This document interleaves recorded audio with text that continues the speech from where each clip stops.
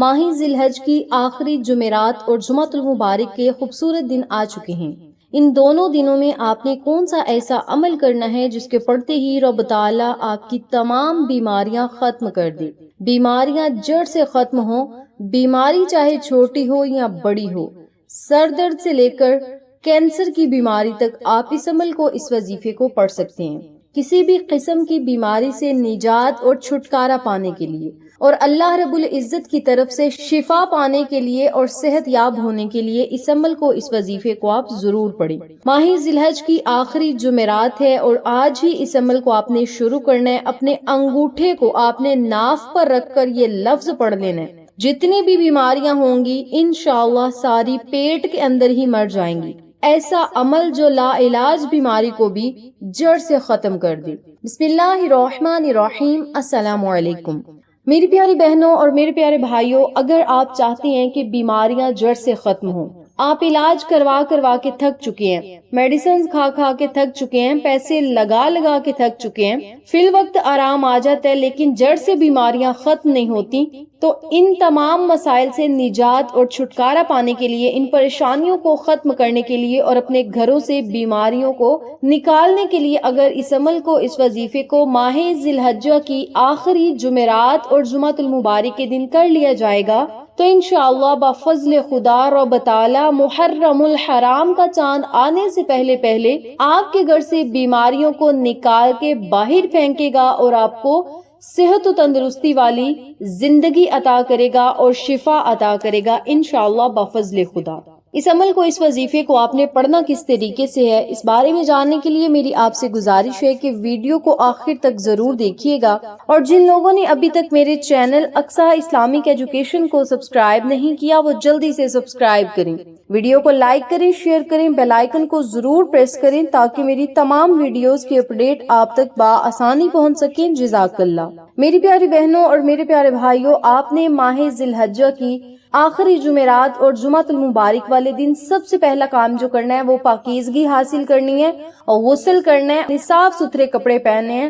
صفائی نصف ایمان ہے۔ بیماریوں کو ختم کرنے کے لیے سب سے پہلا جو کام ہے وہ آپ نے اپنی صفائی کا خاص خیال رکھنا ہے۔ کہنے کا مقصد یہ ہے کہ سر کے بالوں سے لے کر پاؤں کے ناخنوں تک آپ نے اپنے آپ کو صاف ستھرا کرنا ہے اور پھر آپ نے صاف ستھرے کپڑے پہننے ہیں۔ نمبر 2 پہ آپ نے اس عمل کو، اس وظیفے کو جب کرنے بیٹھنا ہے تو آپ نے اپنے پاس ایک پانی کا گلاس رکھ لینا ہے۔ پانی کے گلاس کو آپ نے اپنے پاس رکھ لینا ہے، 7 مرتبہ درود ابراہیمی پڑھنا ہے، 3 مرتبہ سورۃ فاتحہ پڑھنی ہے، پھر 101 مرتبہ یا سلام یا اللہ،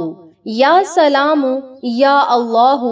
101 مرتبہ آپ نے ان کلمات کو پڑھنا ہے، اور پھر آپ نے ایک سورۃ یاسین پڑھنی ہے۔ جب 1 مرتبہ سورۃ یاسین پڑھ لیں تو پھر آپ نے آخر میں 7 مرتبہ درود پاک پڑھنے اور پھر 7 مرتبہ سورۃ فاتحہ پڑھنی ہے۔ اس کے بعد آپ نے پانی پر بھی پھونک مار دینا ہے، اپنے دونوں ہاتھوں پر پھونک مار کے سر سے لے کر پاؤں تک پورے جسم پر آپ نے اپنے ہاتھوں کو پھیر لینا ہے۔ اگر کسی مریض کے لیے یہ عمل کر رہے ہیں تو اس مریض پر دم کریں اور اس کے پورے جسم پر ہاتھ پھیر دیں۔ اگر وہ آپ کے پاس نہیں تو اس کا نام لے کر یا اس کا تصور کر کے آپ نے پھونک مار دینی ہے، پانی پر آپ نے دم کر دینا ہے اور اللہ تعالیٰ سے خصوصی دعا کرنی ہے کہ مولا آج ماہ ذی الحجہ کی آخری جمعرات اور جمعۃ المبارک کا دن ہے، ان خوبصورت دنوں میں نبی علیہ الصلوۃ والسلام کے وسیلہ و جلیلہ جس کے لیے میں نے یہ عمل کیا اس کی بیماریوں کو جڑ سے ختم کر دے۔ اگر اپنے لیے کیا تو اپنے لیے اللہ سے دعا کریں کہ مولا محرم کا چاند چمکنے سے پہلے ہمیں صحت و تندرستی والی، شفا والی زندگی عطا کر اور ہمیں دنیا کی ہر نعمت سے مالا مال فرما۔ اپنے لفظوں میں اللہ تعالیٰ سے دعا کرنی ہے اور اس وظیفے کو جمعرات کے دن بھی کرنا ہے، جمعۃ المبارک کے دن بھی کرنا ہے۔ اس کے علاوہ اگر محرم الحرام کا چاند نظر آنے تک آپ یہ عمل کریں گے تو یقیناً رب کعبہ کی قسم چاند چمکنے سے پہلے اللہ رب العزت آپ کو صحت و تندرستی والی زندگی ضرور عطا کرے گا۔ اب یہاں ضروری بات سنتے چلیں کہ اس وظیفے کو آپ نے بیماریوں سے شفا کے لیے کرنا ہے۔ ایک اور آپ نے ساتھ وظیفہ پڑھنا ہے، چھوٹا سا عمل ہے، اس عمل کو کرنا ہے، وہ نبوی عمل ہے اور اس عمل کو اس لیے کرنا ہے، کیونکہ نبی علیہ الصلوۃ والسلام نے فرمایا کہ ان کلمات کو پڑھ کے جو دعا کی جائے وہ دعا رد نہیں ہوتی، اور یہ فرمان مصطفیٰ صلی اللہ علیہ وسلم ہے۔ اگر آقا علیہ الصلوۃ والسلام کے بتائے ہوئے کلمات ہم پڑھ کے اپنے رب کے حضور ہاتھوں کو اٹھائیں گے تو رب تعالی ہمیں خالی ہاتھ نہیں لٹائے گا۔ تو آپ نے کیا کرنا ہے؟ لا الہ الا اللہ وحدہ لا شریک لہ لہ الملک ولہ الحمد وہو علی کل شیء قدیر، سبحان اللہ والحمد للہ ولا الہ الا اللہ واللہ اکبر ولا حول ولا قوۃ الا باللہ العلی العظیم اللہم اغفر لی۔